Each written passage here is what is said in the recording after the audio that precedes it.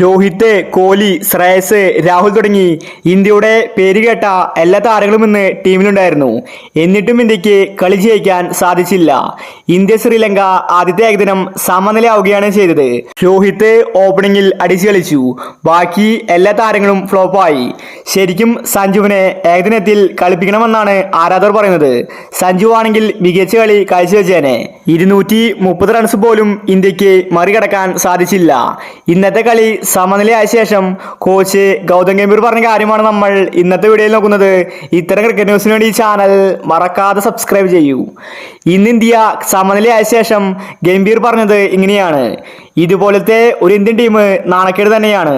രോഹിത് ശർമ്മ ഇന്ന് ഓപ്പണിംഗിൽ നല്ല കളി കാഴ്ചവെച്ചു. ബാക്കി ആരും തന്നെ ഫോമായില്ല.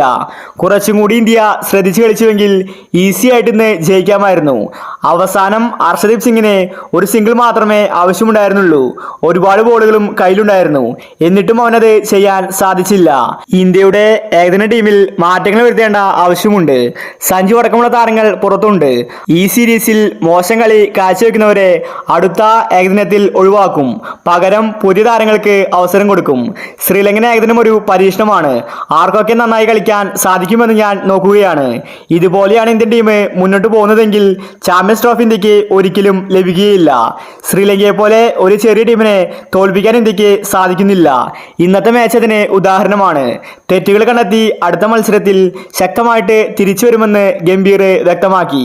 സഞ്ജു അവസാന ഏകദിനത്തിൽ സെഞ്ചുറി അടിച്ചിട്ടുണ്ടായിരുന്നു.